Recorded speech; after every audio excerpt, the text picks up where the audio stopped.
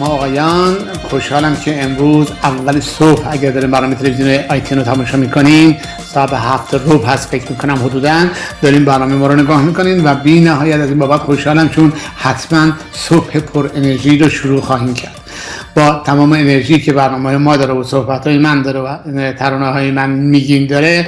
به هر حال باید حتما این صبح زیبا رو با پر از انرژی شروع بکنین و انشاءالله که روز بسیار جذابی داشته باشین و در پایان روز که میایین خونه ببینین که بیلان کارتون خیلی خیلی زیاد بوده و منم تونستم یه چند درصدی در بهبود و پر انرژی بودن و بهتر شدن روز شما تاثیر داشته باشم.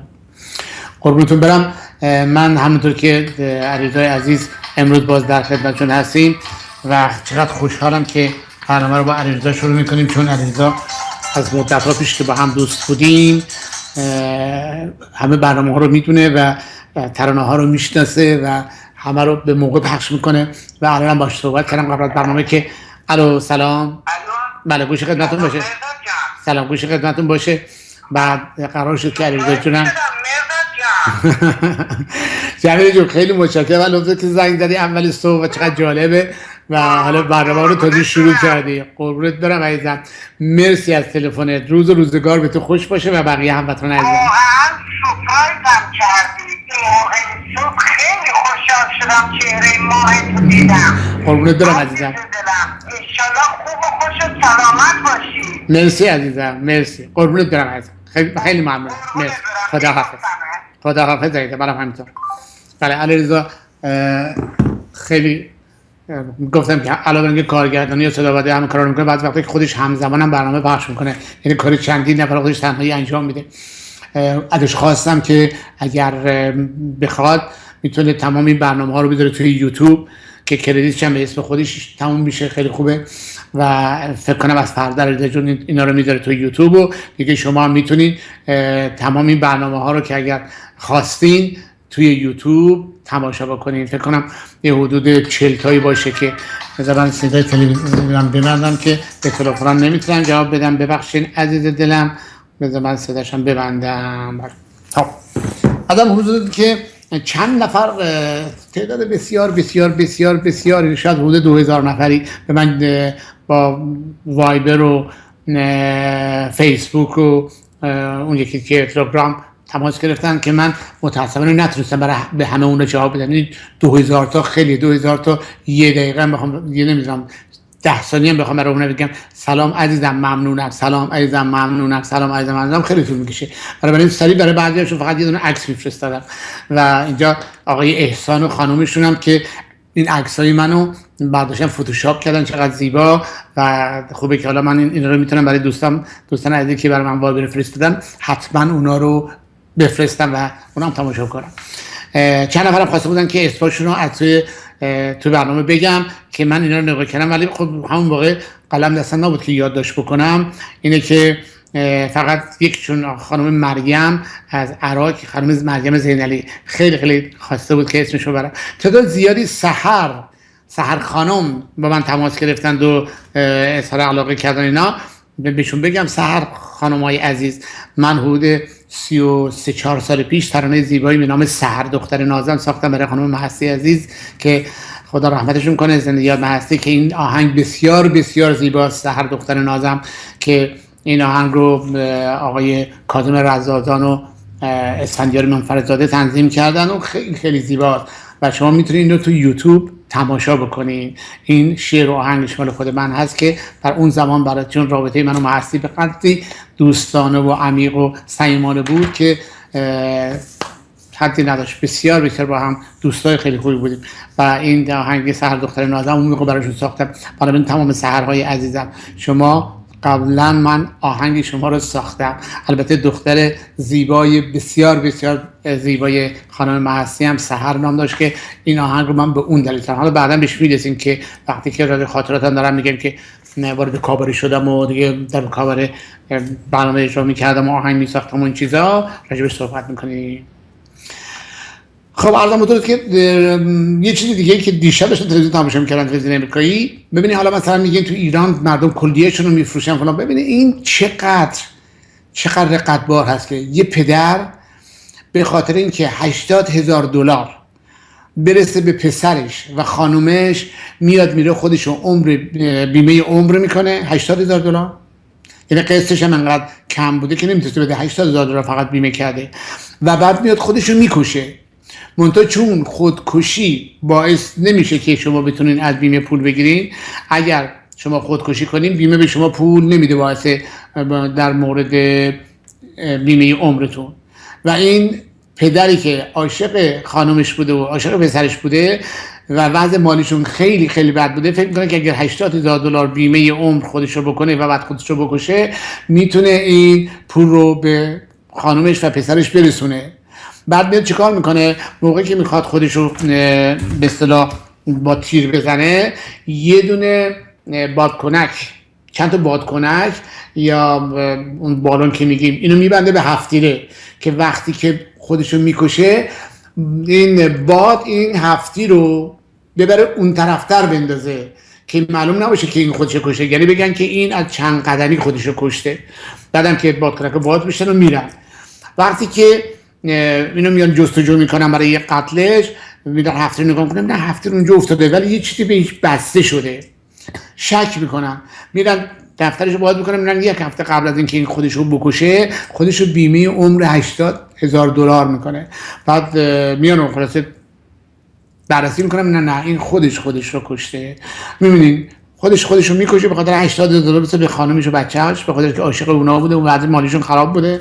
و وقتی که خدا نخواد بازم مامورین انقدر باهوش بودن که تونستن بفهمن که این خودش هفتی رو زده و با بادکنک هفتی رو به جای دیگه پرتاب کرده که نشون بده خودش نبوده، از دور اینا زدن. چون این اصلا نه دشمنی داشته نه کسی با این رقابتش داشته که بخواد بکشدش، به شک میکنن واسه این جبهه. به هر حال میگم که زندگی همه جای دنیا یه جوره. همه آدمایی که به هر حال نمیدونم میگم طبیعتشون یه خود کج میفته و سوارتون ترنه که همینجوری پول میسازن نمیشن، خاص خدا بالاخره شاید یه روزی هم نوبت اونا میشه. هیچ موقع همیشه این خواننده ها رو که من همیشه اینو مثال میزنم، این زمانی این خواننده ها که الان اینقدر مشهورن، من زمانی که هم با خانم محسی عزیز اینطوری بودیم و محسی به من خیلی کمک کرد، من گفت بیا کنسرت بذار، گفتم چطوری؟ گفت برو یه سالونی بگیر و بعد این سالونی که میگیری من میام، منو خودتو بذار، مردم میان و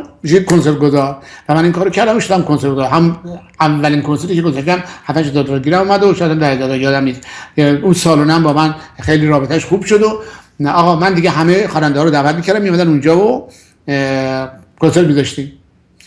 بعد وقتی که هم در کاباره تهران بودم، یه عده خواننده ها بودن، خواننده های مشهوری که الان شما مثلا بعضیشون تاپن الان که بالاترین قیمت هم الان میگیرن، اون موقع بیکار بودن و کاباره تهران چیز اونا رو میداد، اجاره خونه های اونا رو میداد. البته خود احمد مسعود هم یه خونه داشت که بیشتر خواننده ها تو خونه خودش هم زندگی میکردن. این موضوع مال تازه زمانی بود که همه اومده بودن. بعد این خواننده ها مثلا یکیشون خیلی با محبت بود، وقتی منم زیاد با اینا قاطی نمی‌شدم چون خیلی خجالتی بودم. بعدم میگفتم خب اینا خواننده‌های مشهور بودن و منم خب آدم حساب نمی‌کنم، می‌خواد نرم پیششون بشینم، همیشه این برای کاباره می‌نشستم. بعد یه روز یکیشون یه دونه چای، دو تا چای درست کرد آورد گذاشت جلوی منو که برای خودش گفت مهداد جون چرا با ما قاطی نمی‌شی؟ گفتم من زیاد تا حالا با خواننده‌ها رفت آمد نکردم، نمی‌دونم اصلا باید مزاحمشون میشم، شاید نخوان اینا. بعد همین خواننده گفت که من یه فامیل دارم توی کانادیکت و اینا، دوست دارم بیام نیویورک یه برنامه بذارم. من که پول از تو نمیخوام، یه برنامه بذار، من اونجا خودم اول نخون، من اول میخونم بعد تو بخون، این حتما این برنامه رو اونجا تو ترتیب بشه. گفتم چشم. ولی همون موقع بهش گفتم شما ناراحت نباشین، بالاخره میچرخه، یه روزم دور شما میشه. یک روزی همین خواننده گرونترین خواننده لس آنجلس بود، الان البته خیلی برنامه داره، برنامه‌اش خیلی باله، ولی یک روزی گرونترین خواننده لس آنجلس، همین آدمی که من گفت که برای من کنسرت بزن نیویورک، پولم ازت نمیخوام، بلیط خودم میگیرم، اولا من میرم میخونم بعد تو بخون. ببین دنیا میچرخه. الان خواننده دیگه گرونترین خواننده های ایرانیه. درسته که خواننده ها زیاد پول در نمیارن چون به اصطلاح بازار عرضه و تقاضاش محدوده، ولی به هر حال باز زندگیشون میکنن. اینه که همیشه شما به حال در هر حرفه دیگه که باشید دنیا میچرخه، یک روزی هم نوبت شما میشه، یک روزی هم بدونی که شما بخواین خداوند آنچنان درهای رحمت رو به طرف شما میگوشه که اصلا باورتون نمیشه که خوشبختی هم میشه پشت در گوشودن هنر است. خلاص من خیلی متاسف شدم برای این آقایی که خودش کشته بخاطر 80 دلار برسه به خانواده‌اش، بعدم پول نرسیده. روز یک شنبه هم که تعریف بوده با یه کارگری دارن که این انقدر قویه، این عضلاتش مثل که پلاستیکیه انقدر، و ورزش هم نکرده، نمیدونم طبیعتا این جوون حدود 30 سالشه، این انقدر ماهیچه‌اش قویه که میتونه یه دونه نمیدونم یه اتاق برداره بذاره اونور. این ولی یه اشکال داره، مشروب میخوره. دیروز که قرار بود که ساعت 5 دیگه کارش تموم میشه بیاد و از ساعت 5 تا ساعت 9 برای من کار بکنه، من بهش گفتم چون برنامه تلویزیون داشتم، گفتم برو فلان اتاق و دستشویی و همه رو تمیز بکن تا من بیام، من ساعت 6 میرسم. این من نبودم تا مشروب خورد، رفتم دیدم بیچاره مست کرده و دعوا رو انداخته و خلاصه پلیس اومده بود گرفته بود برده بهش زندان. بعد امروز از زندان در اومد بیرون و باز هر موقع هم که از زندان در میاد بیرون زنگ میزنه و میگه که مارک I'm sorry this is the last time that I drink. همیشه میگه دیگه من مشروب نمیخورم، ولی تا یکم ولش میکنی میره طرف مغازه و 4-5 تا آبجو میگه پشت سر هم میخوره و مست میکنه دیگه از حالت خودش بیخبر میشه. پس ببینین که واقعا دین اسلام چقدر جالبه، گفته مشروب نخورید. این آدم حساب کن وقتی که مشروب میخوره که خودش نیست، که یه آدم دیگه است. بعد حقوق میگه، 2 جا هم کار میکنه، حقوق میگیره، همیشه این چیزش پر پوله. بعد وقتی مست میکنه میره دیگه اون جاهایی که این پولا رو مثل آب خوردن از دست میده و دیگه پول نداره سوار مترو بشه بره خونش. بنابراین زندگی ها متفاوته. تمام این میگن انتخاب تو میکنی که جوری میخوای زندگی بکنی، خودت هستی که سرنوشت خودت رو رقم میزنی، هیچ که دیگه نیست، هیچ کس دخالت نداره در سرنوشت تو. بازم راجع به این که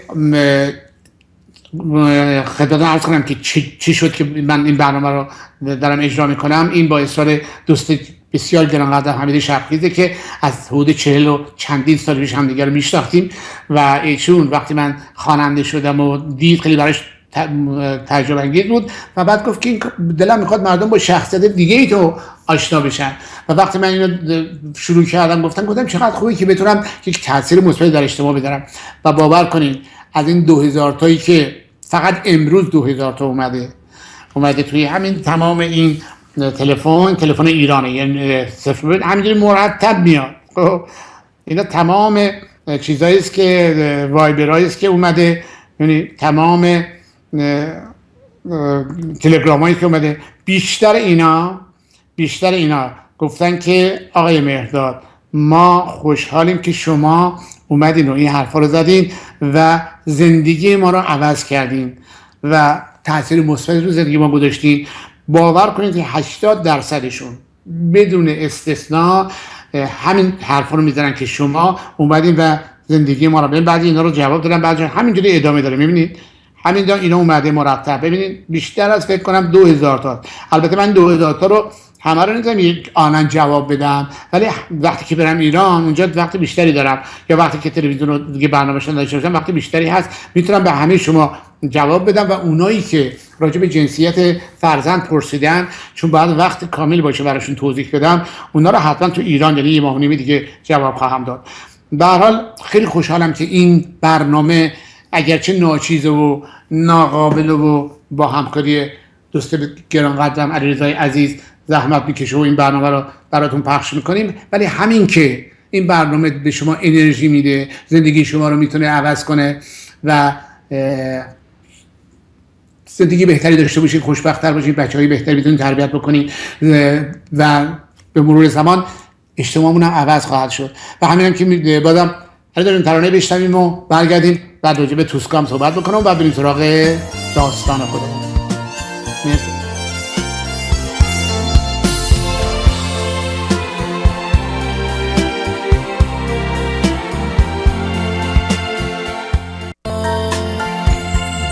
من و تو توی رویا میریم اونور دنیا،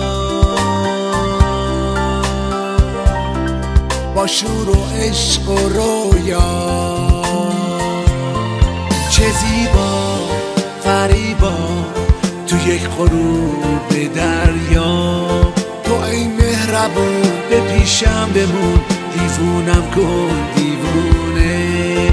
تو ای مهربون برایم بخون نوای عاشقونه.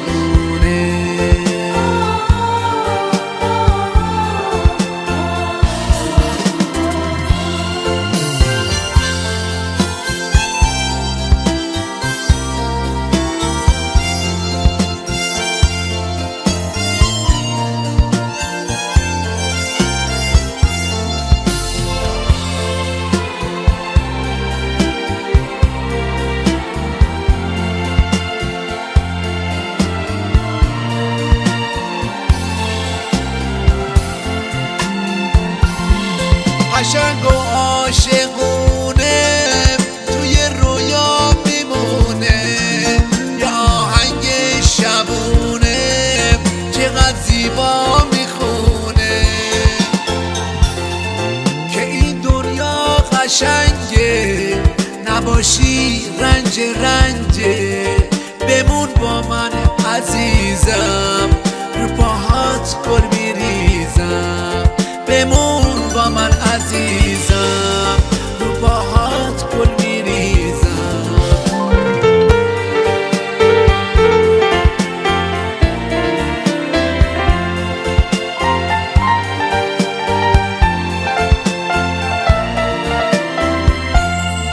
تو یک قایق زیبا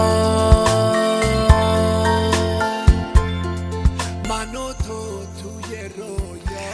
با عرض سلام مجدد خدمت شما خانم ها، آقایان، خواهران و برادران بسیار ارجمند و گرانقدرم. خوشحالم که امروز صبح تهران، صبح ایران دارم براتون برنامه اجرا میکنم و چقدر خوبه که اگه الان صبح زود بیدار شدین با هم دیگه هم صحبت میشیم و این انرژی رو که میگیم برنامه ما میده به شما حتما در این صبح بسیار زیبا خواهد داد.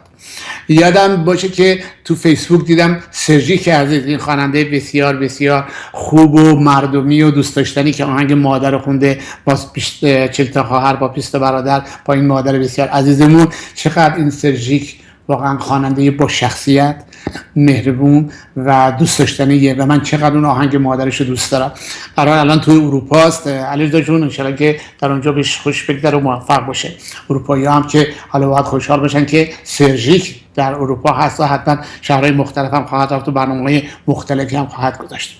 خب در مورد این خدمتتون عرض کردم که سعی کنین که فعالیت بکنین، زحمت بکشین که خونه خودتون رو تمیز و سالم و زیبا در بیارین.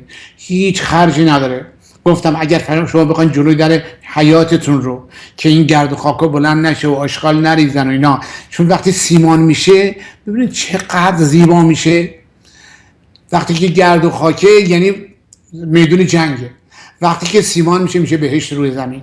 با چقدر؟ با 100,000 تومان، ماکسیمم 200,000 تومان شما همتون میتونین جلوی در خونتون سیمان کنید. کاری نداره که سیمان دونه 6-7 تومنه تو ایران.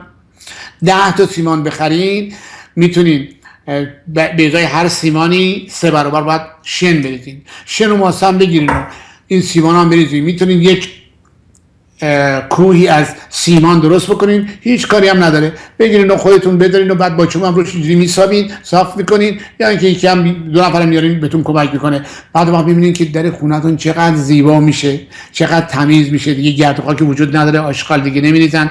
اگر تمامتون دونه بدونه این کارو بکنین، اون وقت میفهمین که زندگی کردن چقدر زیباست. شما میتونین خودتون خونه که دارین زندگی میکنین و از نظرتون الان هیچی نیست زیبا در بیارین که به جایی که بعدا برین تو بهشت زندگی کنین، همین الان برین توی بهشت زندگی کنین.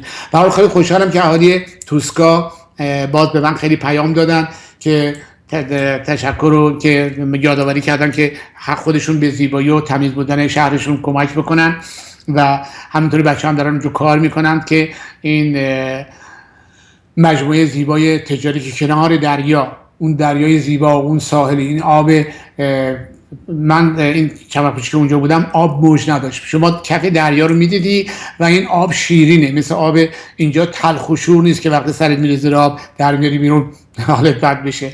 اونجا آب شیرینه، وقتی زیر آب میری کیف میکنی، چشات هم باز میکنی، نگاه میکنی، شنای کف دریا رو.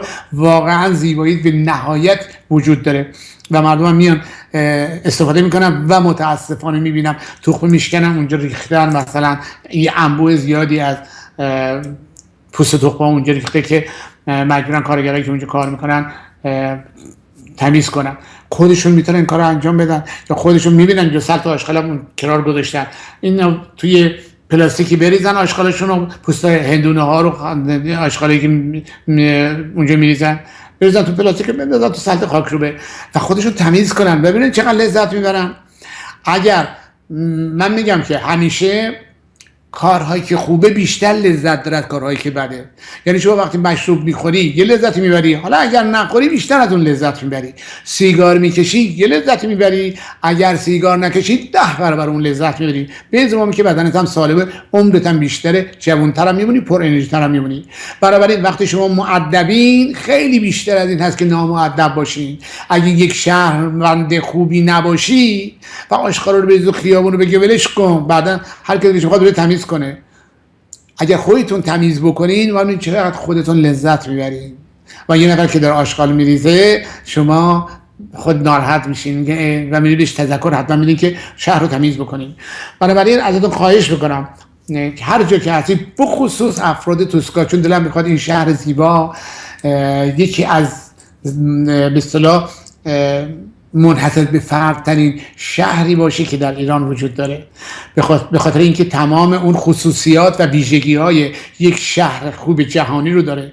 کنار دریا، اون منظره بسیار زیبای کوه پر از جنگل، مثل این چه میدونم سر افریقای پرمو هست، اینطوری اون تمام این درخت‌ها تو هم رفته، سرسبز و هر چند روز یه دفعه به بارون زیبا میاد و که هوا رو سالم میکنه. کجا میخواین برین زندگی بکنین زیباتر از شهر توسکا؟ بنابراین اونجا که هستین این نعمتی که خدا به شما داده، اونجا متولد شدین و اونجا دارین زندگی میکنین، اقلا اونجا رو تمیز بکنین. من ان شاءالله اگه برگشتم شاید خودم بشم عضو شورای شهر توسکا و در این مورد بیشتر فعالیت بکنم.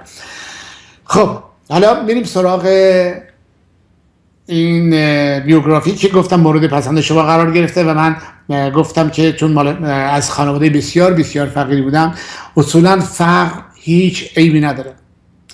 فقط اگر شما درستکار باشین، همون 4-5 خصوصیتی که گفتم، مؤدب باشین، تنبل نباشین، با ایمان باشین و اون یکیش هم چی بود؟ دروغگو نباشین، بی ایمان نباشین، تنبل نباشین و بی ادب نباشین. این 4 تا.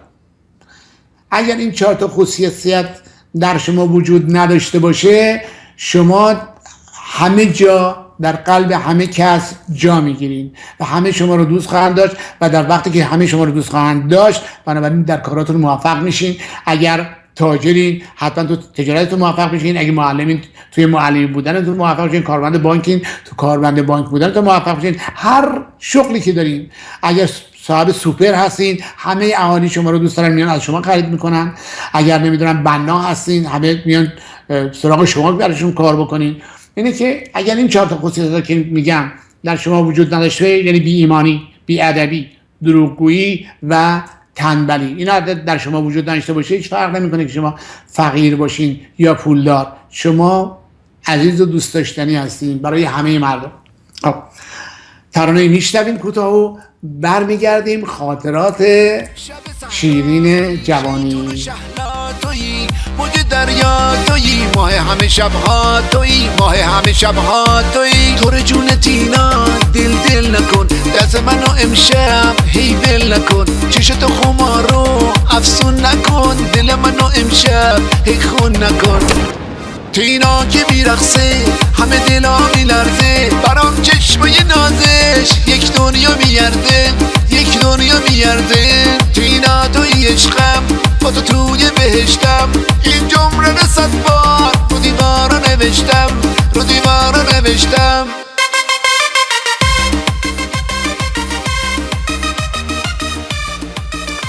بله، سلام مجدد خدمت خانم ها آقایان. حالا شروع میکنیم به خاطرات گفتن و تلفن ها هم نمیدونن جواب بدم چون دیگه رشته کلام از هم خواهد گسست. خب گفتم که به خاطر موقعیتی که من داشتم و باید با خانواده خواهرم زندگی میکردم و پدرم همراه ما بود و بعدم وضع مالیمون آنچنان خوب نبود که بتونیم یک آپارتمان خیلی بزرگی داشته باشیم یا خونه یا خودمون داشته باشیم، اینا این بود که خب خانواده نامزدم حق داشتن که مخالفت بکنن، چون اگر این زندگی مثلا به انجام میرسید بعدا مورد اشکال میشد و ممکن بود به جدایی بیانیشه، بنابراین بیانجامه. بنابراین چه بهتر که الان با اون طرز فکر بسیار خوبی که مادرشون داشت که بهتری حادثه رو قبل از وقوع آدم انجام بده و میدونست که اگر این اتفاق میافتاد ازدواج میکردین با این همه مشکلاتی که من دارم شاید نمیشد که ادامه داد و بعد خیلی بد میشد که آدم زندگی رو شروع بکنه و بعد بخواد اون رو خرابش کنه. من اصلا با این جور ازدواجا 100% مخالفم. به همین خاطر به همیشه به دختر خانمای عزیز بگم اونایی که حدود 15 سال دارن برن حرفه یاد بگیرن، برن درسشون رو بخونن که برای ازدواج کردن اونا منتخب نباشن، اونا خودشون هم بتونن انتخاب کنن. یعنی باید این حالتی که آقا میره خانم انتخاب میکنه و بعد دختر بشینه تا یکی انتخابش کنه، این باید کم کم از بین بره.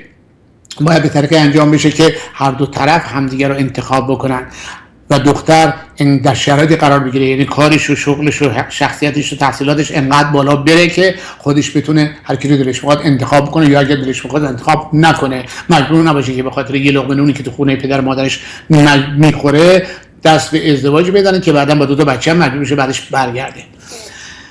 در حال تصمیم خوبی بود و هم خورده، ولی خب از اونجایی که من برای اولین بار بود به اصطلاح وابسته و دلبسته به کسی شده بودم خیلی برام مشکل بود، به خصوص که بی نهایت دوستش داشتم و فکر میکردم همه دنیا در وجود اون خلاصه شده و اول خیلی زیاد مشکلمون داره. یه زمانی که گذشت کمبودش تو زندگیم خیلی تونست تاثیر غمگینی بذاره و خیلی غمگین شده بودم و بی نهایت تو فکر میرفتم. بعد با دوستام صحبت میکردم، یادم خانم مهندس شاه چیزی داشت، یه بار باش صحبت کردم، گفت بابا دخترها معمولا وقتی که در عشق شکست میخورن میرن میشنن گریه میکنن فلان، تو که پسری نباید ناراحت بشی. گفتم محرم در من تاثیر، چون پرسید گفت که نامزدتون چی شد نمیان فلان، گفتم آره به هم خورده و چون تو گردش‌های مهمونی‌های مثلا دانشگاه اینا با هم دیگه میرفتیم.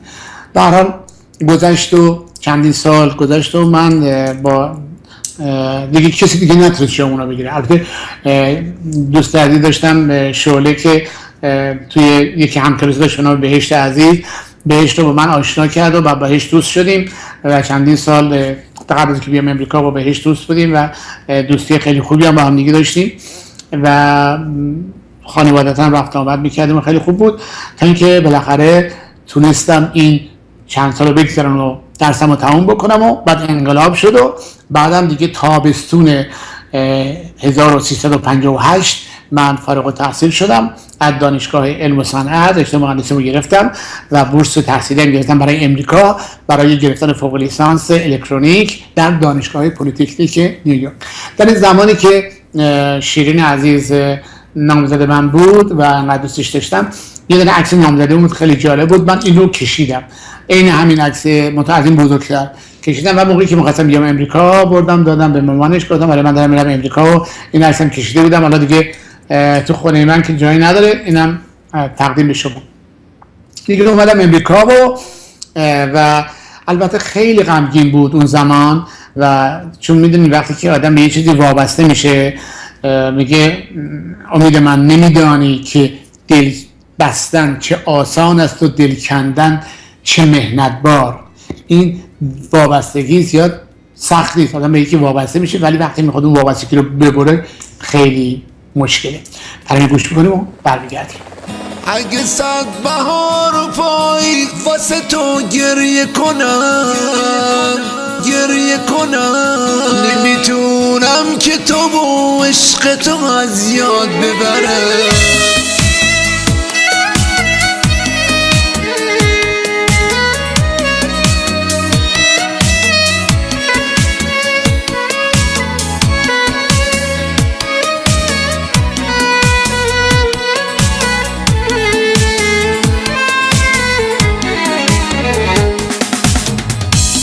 من ناز نکن عمر ما پایون میگیره یه روزی دست زمونه تو رو از من میگیره وقتی تنها با تو بودن واسه من زندگیه تو رو دیدن تو رو خواستن رو کی از من میگیره عشق من قلب این عاشق با تو آروم میگیره غم ناله های من از اون نگاه دوریه تو رو دیدم تو رو خواستم تو رو هر جا میبینم بی تو با عشق تو من همیشه تنها میمونم عشق من عاشقتم تکرار تر شباداته همه حرفام به خدا از عشق و از صداقته با تو بودن توی دنیا واسه من نهایته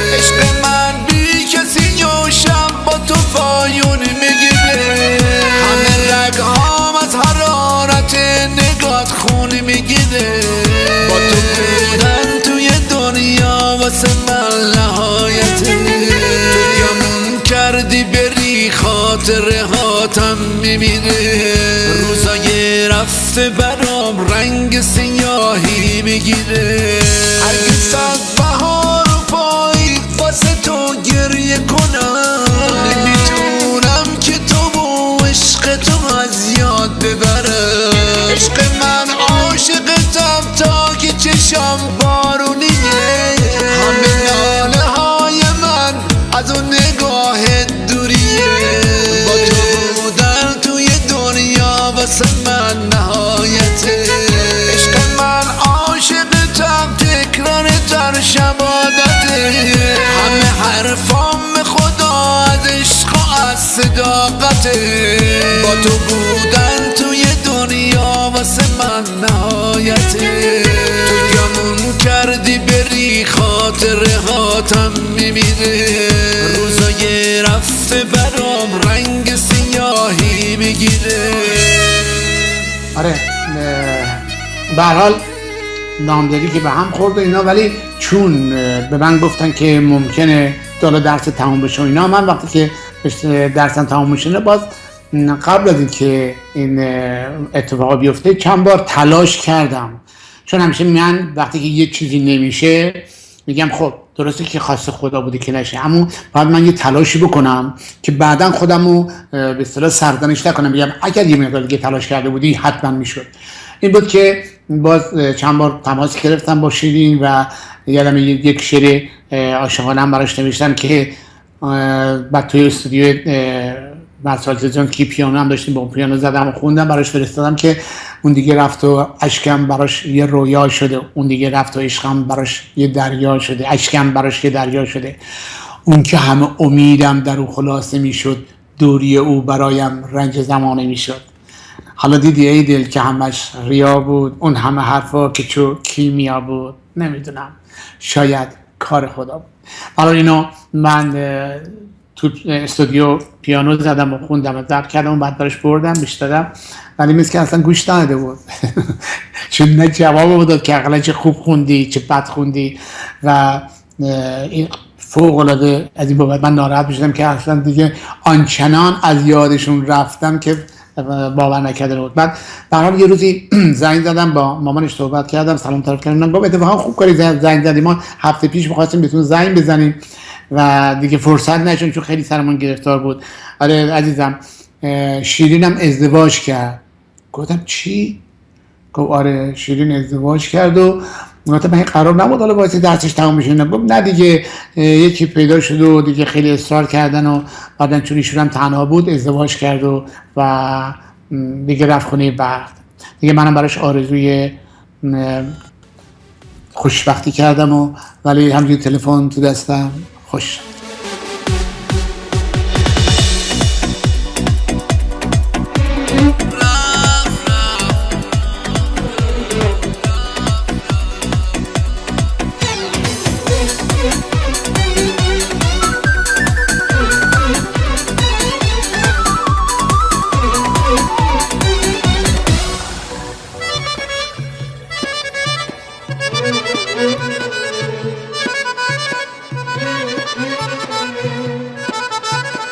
اون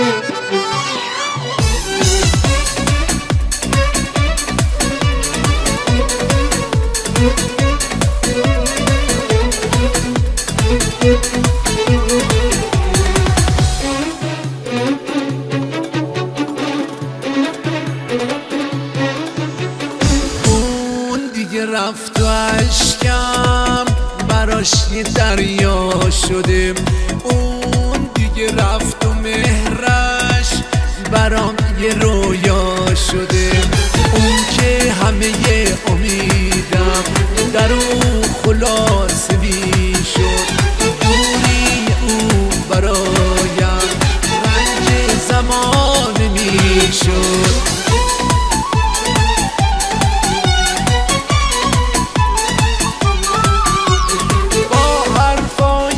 قشنگش برام ترانه میساخت، ز شور و عشق و مستی چه شاعرانه میساخت، با حرفای قشنگش برام ترانه میساخت، ز شور و عشق و مستی چه شاعرانه میساخت. حالا دیدی ای دل که همش ریا بود، اون همه حرفا که تو کیمیا بود، نمیدونم شاید کار خدا بود، نمیدونم شاید کار خدا بود.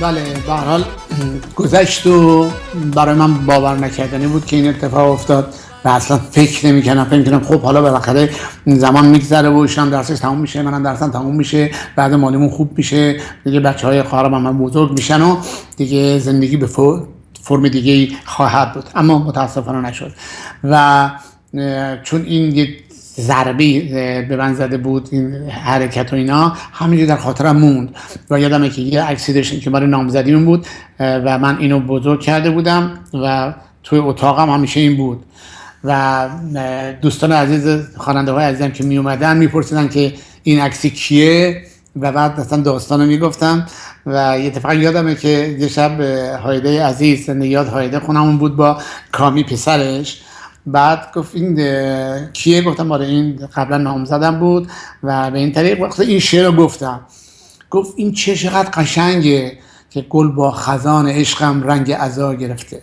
تو شهر هستی من ماتم سرا گرفته، اون که ز من جدا شد غنچه باغ من بود، تو گلگزار باغم نور چراغ من بود. بعد هایده گفت که چقدر این قشنگه، اینو خودت خوندی؟ گفتم نه. گفت حتما اینو بخون. بعد کامی پسر هایده عزیز گفت که مهرداد هر موقع میخوای آهنگو بخونی اول این داستانو تعریف کن بعد بخون ببین چقدر به آدم میچسبه. بعدا این آهنگ رو من با توی مهمونی خوندم، شهره عزیزم با هم دیگه بودیم، بعد دوست شهره خانم فکر کنم فرزانه فرجام یادش بخیر، ایشون خیلی از این آهنگ خوشش اومد و گفت شهره تو این آهنگ رو بخون و من این رو تنظیم کردیم با جناب آقای کسایی رو. بعد شهره عزیز خوند و یه بودی 24 نفرم ویولن زده بودن که قرار بود آلبوم بدیم بیرون که دیگه من خوانندگی رو رها کردم و اون آلبومم نیمه کاره موند و بیرون نیامد. البته هنوز اون ترانه رو دارم تا با سیستم قدیم ضبط شده دیگه، الان خیلی مشکل هست که بشه بیرونش داد. برای گذشت و ما هم دیگه اومدیم امریکا و برامون خیلی جالب بود. اولین بار که وارد واشنگتن شد، اول اومدم نیویورک چون یه دوست داشتم به نام فریدون دانایی یادش بخیر، اینا تو اون گروه اول بودن که اومده بودن نیویورک و از تو فرودگاه بهش زنگ زدم گفتم فریدون جان من میخوام بیام الان پیش تو، بیام اونجا یه دونه هتل اگه میشه بگی که من نزدیک دانشگاه هم باشم که میخوام فردا بیام دانشگاه اینا. گفت نه هتل چیه، بیا خونمون، منتها باید با قطار بیای. گفتم خب تاکسی بگیرم. گفت نه تاکسی 250 تومن به پول ایران میشه، ما باید تاکسی بگیری. خلاصه ما هم سوار قطار شدیم و یه دونه سنتور داشتم و یه دونه از این ساکای ورزشی داشتم و یه دونه چیز دیگه هم که توی بخچه پیچیده بودم، چمدون نداشتم اون موقع، همینجوری برای آورده بودم. بعد دیگه فریدونم اومدم دقیقاً این وقتی گفت که اولین ایستگاهی که از فرودگاه میای تو پیاده شو، اسمش از جی استریت بروهال، و این جی استریت بروهال دانشگاه پلیتکنیک نیویورک هم همونجاست، تو جی استریت، یعنی آدرسش از 333 جی استریت. و من هنوزم سر همون مترویی که یه ساختمون دارم و در تمام مدتم تو همین حوالی بودم. یعنی زمانی که من اولین قدمم گذاشتم تو اون جای نیویورک، هنوزم همونجا هستم و حوالی اونجا فعالیت میکنم. بعد رفتیم خونه فریدون و شامی درست کرده بود، با هم دیگه خوردیم و شروع کردن صحبت کردن و خلاصه خیلی جالب بود برام. بعد به فریدون گفتم فرید چجوری تو این اتاق زندگی میکنی؟ زیر یه دونه پله بود. گفت من که دارم خوب اینجا زندگی میکنم، بقیه بچه‌ها 6 7 نفری تو یه اتاق تو یه هتل در مداغونن، یه روز بریم ببین. یعنی فکر نکنین که امریکا اونجوریه که تو فیلم‌ها می‌بینی. امریکا بعد جاهاش که اصلا حلبی آباد تهران بهش گفته که مثلا من قصرم، ببین دیگه چیه. یه جاهایی توی امریکا هست، همین نیویورک، همین مثلا اون خوابگاه دانشگاه ما، اون دانشگاه الایو که خوابگاه ما توش بود، پلیتکنیک اینور بود، اونم سیتی کالج اینور بود، اینا اسمشون بود ولی اطرافش همه خرابه. اصلا چند وقت پیش که من رفتم آبشار نیاگارا، شهر همون آبشار نیاگارا که اینوره تمامش مثل حلبی آباد قدیمای تهران بود. اینجوری نیست که مردم اینجا در رفاه و مثلا جاهای خیلی یونیکش مثلا بیورلی هیلز لس آنجلس یا فیفث آونیو نیویورک، این چیزا، بقیه جاها هم خرابه است. واقعا مردم با رقت زندگی میکنن. خیلی بگذاریم. حالا به هر حال رفتیم خونه فریدون و علیرضا چقدر دیگه وقت داریم؟ 5 دقیقه وقت داریم. خب رفتیم خونه فریدون و فریدون جون هم خیلی از ما پذیرایی کرد و چقدر واقعا فریدون پسر خوبی، الان ایران زندگی میکنه و هر موقع میرم گاهی زنگی بهش میزنم. دیگه ما 3-4 روز پیش فریدون بودیم و بعد چون باید برای رفتم دانشگاه فرداشو تمام چیزا رو درست کردم و قرار شد که زبان رو من برم در شهر واشنگتن دی سی بخونم، که قرار شد که برم واشنگتن دی سی. فریدون گفت نه با قطار نریا، با اتوبوس برو، قطار گرونه. عجیب فریدون منو چیز میکرد که به اصطلاح خیلی چی میگن صرف جویانه زندگی بکنم و منم با اتوبوس اصلا دوست نداشتم. گفتم چند ساعته؟ گفت 4-5 ساعته. گفتم خب با قطار میرم. عاشق قطارم. گفت نه با اتوبوس برو. منم به خاطر که فریدون ناراحت نشه با اتوبوس رفتم، ولی تا اونجا ناراحت بودم که چرا با اتوبوس. قطارا دارم میشه راه میده، تو رستورانش میشینید، یه چیزی میخوره، هر جا خودش قدم میزنه. تو اتوبوس که باید بگیری بشینی دیگه، اونجا کنید. خب قطار بهتره از اتوبوسه. حالا فریدون جانم اون موقع 36 سال پیش ما رو به زور گفت سر اتوبوس بشین، ما شدیم. بعد گذشت و دیگه حالا فردا بقیه داستان دارم. فردا فکر کنم برنامه‌مون ساعت 1:30 به وقت تهرانه. بله. خانم عزیزی هم از آلمان، فکر کنم غزل بود اسمش، فکر کنم خانم غزل از آلمان گفته بود که چرا ساعت اروپا رو نمیگی. ساعت اروپا فکر کنم 3 ساعت فرق میکنه با چیز دیگه ایران. بله. یعنی اگه اونجا هست 1:30 اروپا میشه 3:30. غزل جان شما که در آلمان زندگی میکنین ساعت 3:30 یادتون باشه که برنامه رو تماشا کنین. 1:30 شب یا 3:30 شب شما. بعدم الان که ساعت 7 برنامه ما هست، الان حتما خونه شما ساعت 10 صبح. اگر نرفته باشید سر کار خونه باشید دارید تماشا میکنین. خب بازم تشکر میکنم از علیرضای عزیز که برنامه رو اینقدر خوب کارگردانی میکنه و از حمید شبخیز گرانقدر که این برنامه رو در اختیار من گذاشته و بعد داریم با شما ارتباط قرار میکنیم. از همین شمایی که لطف میکنین برنامه رو تماشا میکنین و اینقدر منو مورد محبتتون قرار میدید، حتی یک نفر، اینو به جدی دارم بهتون میگم، حتی یک نفر تا به حال نشده که از این برنامه من ایراد بگیره. همه من حاصل مجموع معتقدن که این برنامه به همه انرژی میده و انقدر این باعث خوشحالی منه که نمیدونین که چقدر من بگم. برای توسکای عزیزم فراموش نکنین، آقای غلامی و دوستاش دارن اونجا برای اون فروشگاهایی که دارن درست میکنن و رستوران‌ها همه زحمت میکشن. برین اونجا و ببینین که چقدر بهتون خوش میگذره و چه اجناس خوبی هم اونجا دارن. و حتما منم 1.5 ماه دیگه که رفتم اونجا گفتم شروع میکنم به ساختن، شبانه روز زحمت میکشم تا اونجا رو به صورت یکی از زیباتر جاهای جهان در بیارم. خب میگه بگذار زمان روی زمین بند نباشد، حافظ پی اعطای سمرقند نباشد. بگذار گناه هوس آدم و حوا بر گردن آن سیب که خوردن نباشد. مجنون به بیابان ز پی لیلی و ای کاش این قصه به آن گونه که گفتند نباشد. آشوب همان حس غریبی است که در من وقتی است به لبهای تو لبخند نباشد.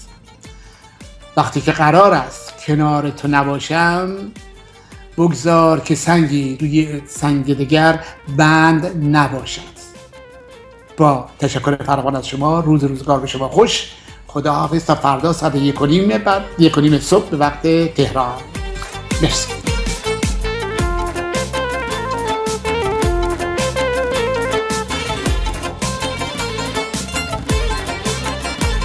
پاشو بیا دلم تنگه، نباشی خونه بیرنگه، اون لبای خوشگل تو روی لبام هماهنگه، روی لبام هماهنگه، روی لبام هماهنگه. چرا رفتی ازم دوری، بهونه کردی مجبوری، در این شبهای رویایی این توی که با من جوری، این توی که با من جوری.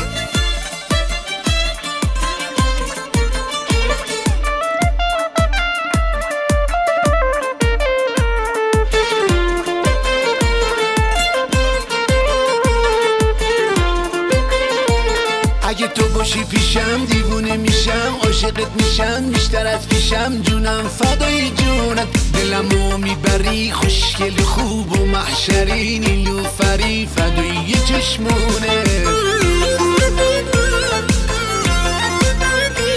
دارم هوا چشماتو، دوست دارم باشم با تو، زیبایی لبهاتو، خوشگلی موهاتو، هر جا که باشم با تو من گوش میدم حرفاتو، نمیگیره کسی جا تو، نمیگیره کسی جا تو.